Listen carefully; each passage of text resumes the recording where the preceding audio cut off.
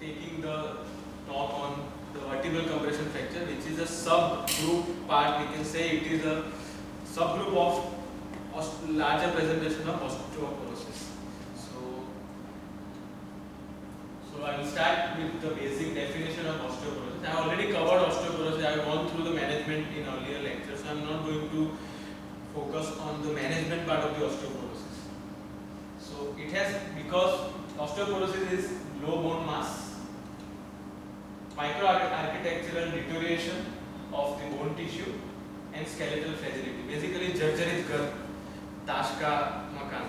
एक अरसो एक कोई भी एक पत्तू जैसे तेमाથી શું કેવી deformity થશે, શું fracture થશે, we cannot predict. So when I talk about the vertebral compression, before that,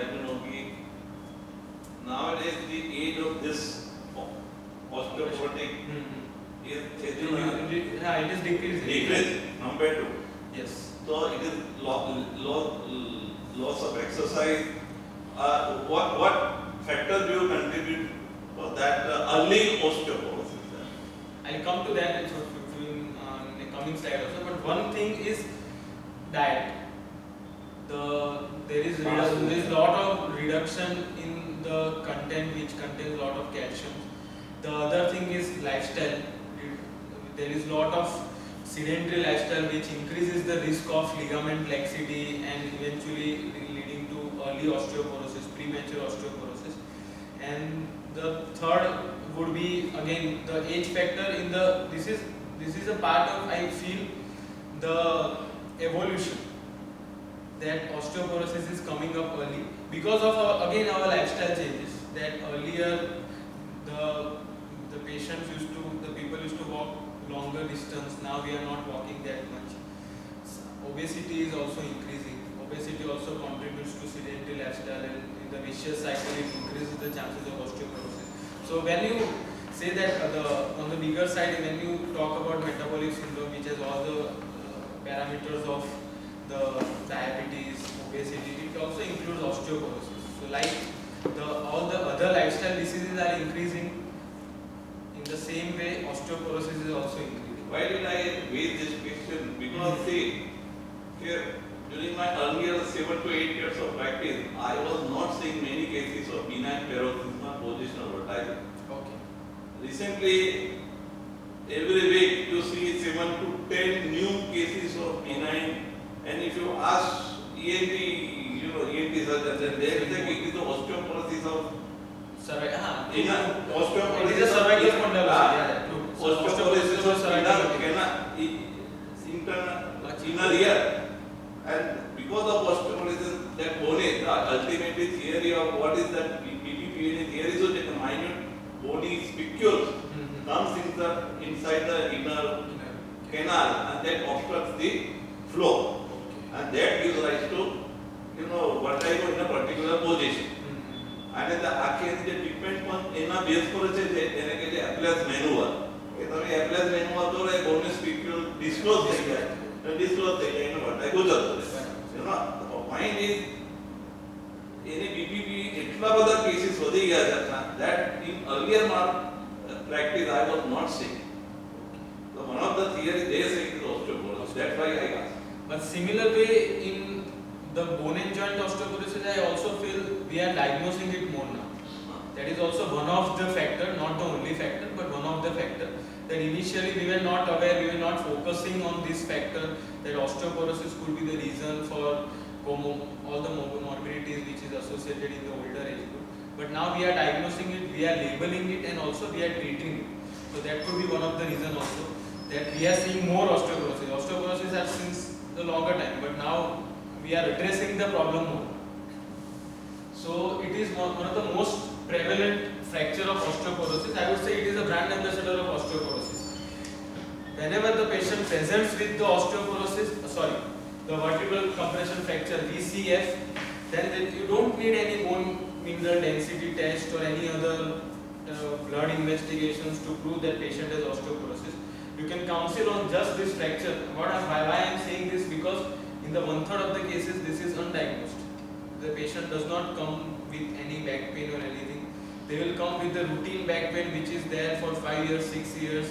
incidentally you got an X-ray and you saw this.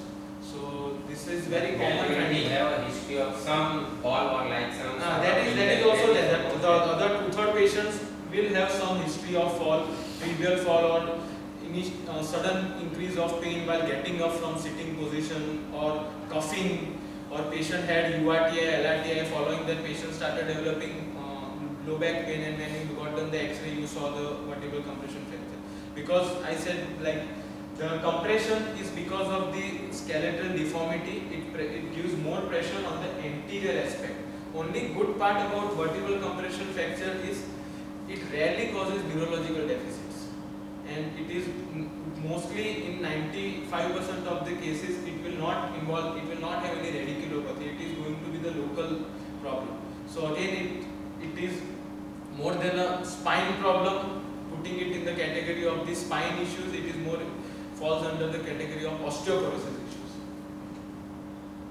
So, but it increases once there is a presence of single spine fracture, it increases the subsequent vertebral compression fracture to 5-fold, and even hip and other osteoporotic fracture like distal radius or forearm fractures or the ankle fractures to 2 to 3 folds. So whenever there is a decrease of height of the vertebra at least 15 to 20%, then it is defined as VCF. Mostly it is going to be on the anterior edge of the vertebral body. Most common location is going to be lower thoracic due to minor activity, coughing, getting up from the sitting position. So mostly it is going to from D10 to L3. That is the most common because it is the only most mobile part of your spine. In older age group, L4 to L5 and the lower sacral vertebra gets fused because of this spondylosis. Similarly, lower upper thoracic does not have any mobility. So this is the only mobile part which can move in the spine and get injured. So the majority of the compressive damage is limited to the frontal vertebral column. So again, it is usually stable. So whenever the patients are presenting, it is not threatening to any neurological paralysis or neurological deficits or even any other more complications than just the compression.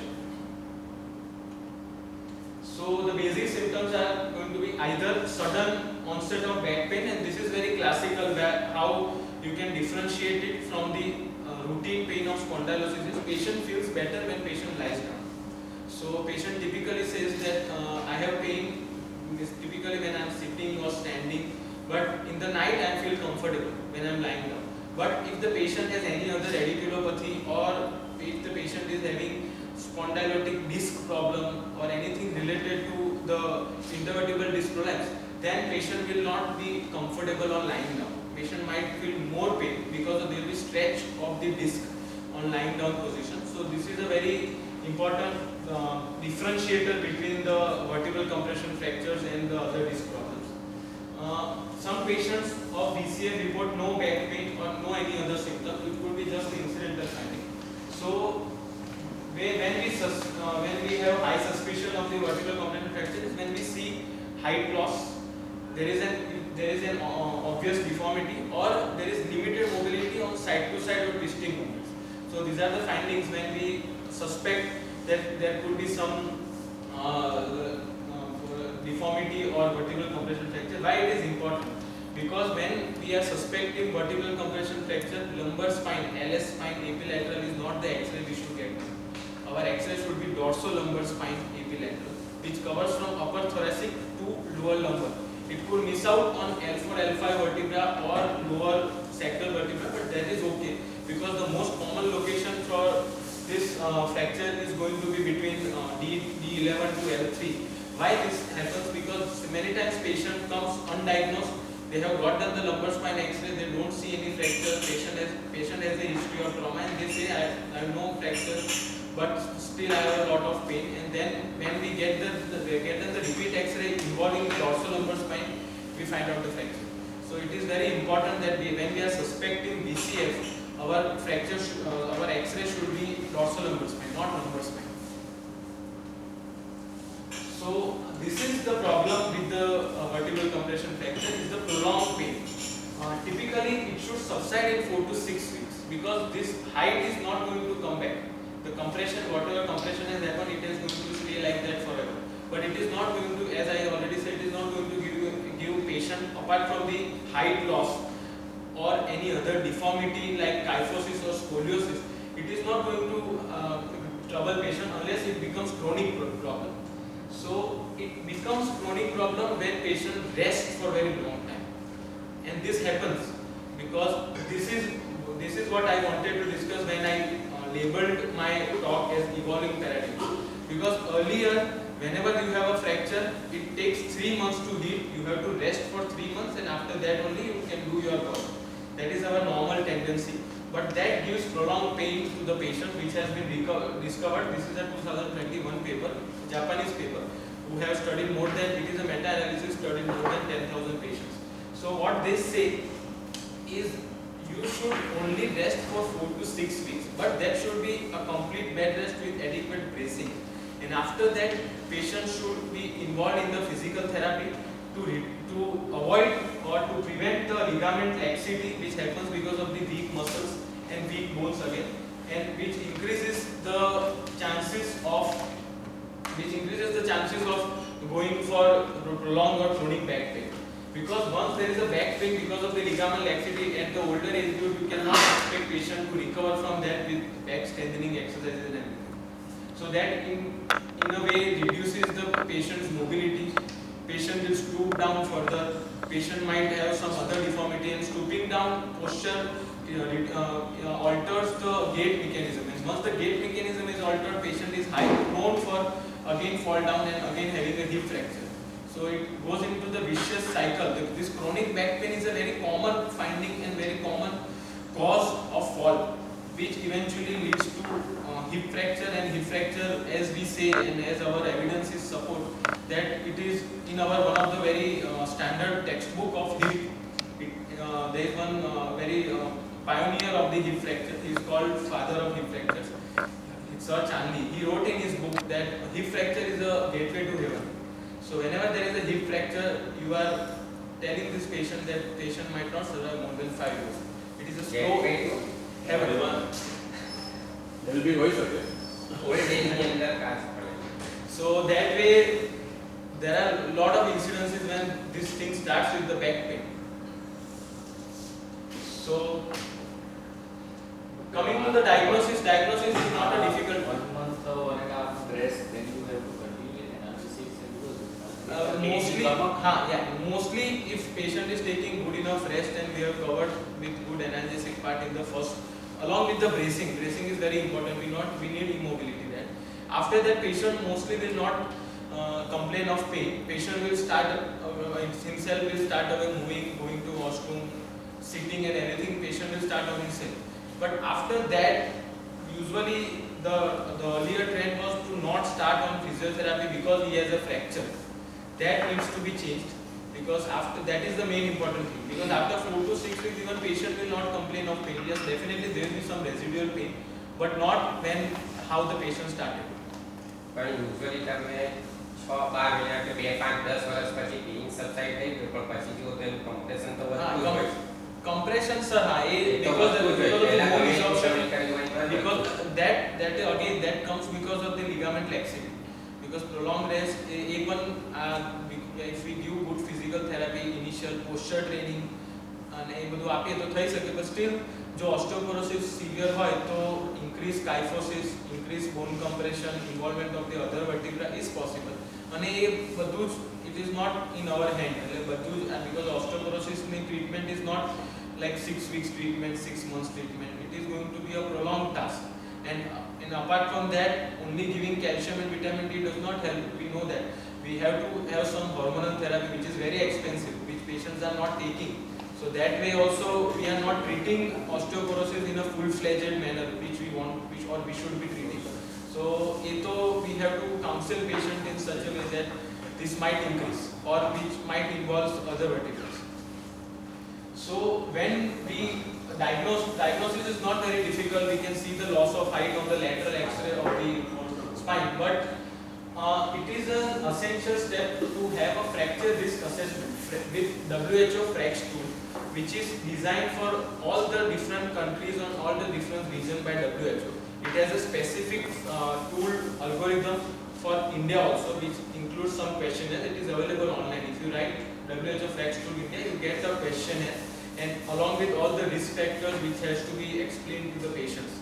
So that has to be ideally whenever you face a fracture of counter the fracture of BCF, you have to go for WHO Flex Tool and you have to counsel patient regarding it. So this is the example how it is there, and for all the countries it is different. Radio imaging is just the spine EP and lateral X-ray to see the kyphosis and the loss of height. So radiograph showing 30 degree of kyphosis. Kyphosis will be seen on the AP X-ray.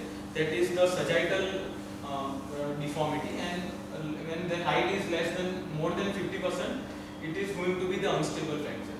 So what is unstable and why it is important? Because like sir you said, whenever there is an unstable fracture, there is a possibility of increasing the damage or increasing the losing more height eventually, and also it can rarely cause neurological deficit.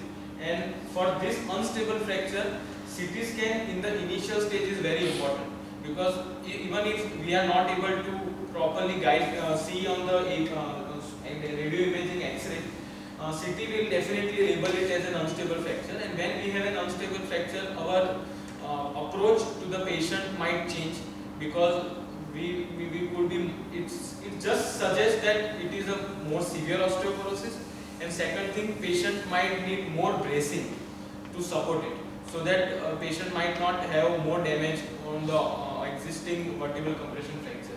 And MRI, when we see or when we examine and see any neurological deficits. So this is the thing is that even though you know in how many percentage of patients plain X-rays will reveal compression fracture. Even though the compression fracture is there mild, but it will not be revealed. Yeah, I also had the same question when I was making this presentation. The specificity of the compression fracture diagnosis of radio imaging X-ray is 90%. Sensitivity is less, but specificity is more than 90%. Because sometimes patients do come with severe pain. Yes. You suspect a compression, they have an X-ray, that's why Yeah.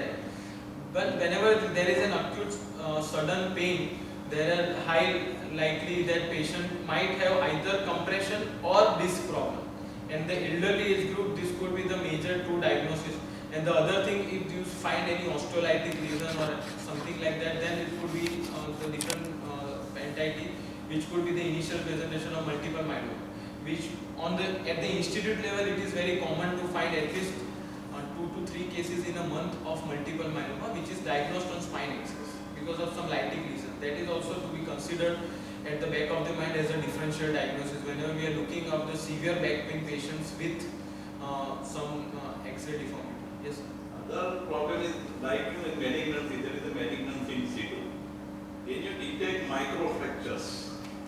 See, before your thumb is major Yes. incident happens. Yes. We can do that with the help of CT scan and MRI. There is the vertebral body has a wedge plate, anterior and the inferior wedge, superior and the inferior wedge plate. So whenever there is a high possibility of fracture or compression, there will be first damage to that wedge plates, which supports, which basically covers both the superior between the disc, covers the vertebrae and also supports it externally. It provides a scaffold. So if MRI is suggesting of anterior, superior, inferior or anterior wedge plate damage, then we could suspect or anticipate there are high chances of fractures in such patients. So in such cases, MRI is helpful, not to see the nerve compression, because even if there is a lot of nerve compression, unless patient is very much symptomatic and not able to move, we are not going to operate at the elderly age group, because the operative indication and the bone quality we need for putting the screw or rod, whatever is done by spine surgeons, is not, it should be very good. It cannot be very compromised osteoporotic bone, because it will again fail. So this is one interesting slide from the physician point of view, that there are some drugs which precipitate the bone loss. I have taken it from one of the articles which was talking only about vertebral compression fracture, and they said this medicines given in the elderly age group increases the the chances of vertebral compression fracture and fix. Osteoporosis and vertebral compression fracture. So I have highlighted the tablets which we give very regularly. One is loop diuretics because it through the urine it impairs the absorption of the calcium and in itself increases the risk of the hip fracture. The other is the proton pump inhibitor, but because it also reduces the calcium absorption. But there is one option whenever the patient is on long-term proton pump inhibitor that we can shift the patient to calcium citrate because it does not require acid for the absorption. So it can have good absorption despite patient is taking PPI. The other medicines is the anti-hypoglycemic medicine 5-liter and rosiglitazone, which also can reduce the skeletal health. So these are the medicine which you would be prescribing regularly. You can consider giving alternate medicine in such.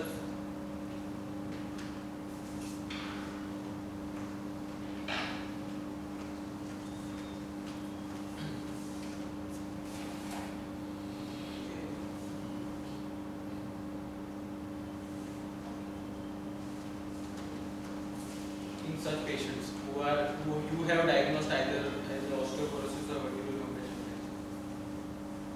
So coming to the non-pharmacological management, and whenever I talk about non-pharmacological management, I believe that patient education in any of the condition is very important. So for such patients who have been diagnosed with BCM, you have to counsel the patient that it might take 3 to 4 months to recover. And if it is a traumatic vertebral compression fracture, then it warrants complete bed rest and sometime admission for pain relief and assessment of the neurological worsening. Round-the-clock bracing is important and it reduces the incidence of worsening of symptoms. Round-the-clock bracing includes 24/7. The patient does not have to remove it at the night time or even only while taking bath. If it is permissible, a patient can do that. Otherwise, it has to be worn around the clock. Otherwise, what patient routinely does is he removes the brace while going to washroom or while sitting up position. So that are the incidences when it can get worsened from coming from lying to sitting position or walking with the fresh vertebral compression fracture. So you have to counsel that he has to wear it round the clock. We threaten them, if you don't wear, we will give you plaster. There is no such plaster, but we threaten them like that. So they understand the importance of wearing it round the clock and then they wear it. So these are the different braces which are important. This is called ASH brace, which has to be given for the fractures from D10 to L2. And if the fracture is below L2, then you can just simply give the lumbosacral brace. This is called Taylor's brace. It is used after using this ASH brace. It gives the postural training and supports the posture of the patient, which also in turn reduces the chances of further deformity. So if patient has a fresh vertebral, say 2 to 3 vertebral compression fractures from D10 to L3, and you have given this ASH brace for 6 weeks, followed by that you should give patient Taylor's brace for at least 2 to 3 months, which will support the posture of the patient and eventually reduce, at least for the fresh case, it will reduce the chances. So pharmacological treatment, mainly it is in the earlier stage, it is going to be NSAIDs, vitamin D3 and calcium supplements. Role of vitamin D3 and calcium supplements in the earlier stage is very important because there are evidences which supports the combination of NSAIDs and vitamin D3 calcium gives early and good recovery. And it is we have to take it as an opportunity to counsel the patient for the hormonal therapy of the osteoporosis management. Physical therapy utmost of importance when we talk about vertebral compression fracture. It has to be started between 6 to 12 weeks. For 6 to 12 weeks, posture taping, not many physiotherapists follow this because it is not available very easily in Vadodara at least. There is a kinesio tape which are available. You would have seen the sports people who have ligament injuries, they wear that fluorescent colored tapes. So such tapes are also important for maintaining the posture and can be done in such cases of vertebral compression fracture. Stretching and strengthening exercise in the rehabilitation reduces the chances of chronic backaches. Ultrasonic therapy, IFT, short wave diathermy are all modalities which can be done. For optimum result, patients should be motivated to go at least twice a week. For the cases of severe back pain, who wants shortcut in the rest period, or when patient has unstable fracture of neurological deficit. They came up with it is a shortcut for the rest period, but now the newer evidence is spine surgeons would not agree with me, but the newer evidences are saying that conservative treatment and this bone cement has the same result. It is called kyphoplasty or vertebroplasty. It is a minimally invasive procedure when the surgeon from the posterior, I don't do it personally, posteriorly put the bone cement and increases the height of the compressed vertebra. It has good results in the early stages, but it can still give chronic pain. So the take home, sorry, You did not talk regarding hormonal therapy. because I already covered once in osteoporosis. Okay. We talked about the teriparatide, denosumab. That is I didn't go. The take home message is going to be: it is the benign manifestation of the osteoporosis and warrants to assess for fracture risk. Strict bracing followed by early rehabilitation is the essential for preventing long-standing backache. Drug promoting bone loss should be avoided in the patient with osteoporosis, and it is essential to detect unstable fracture or neurological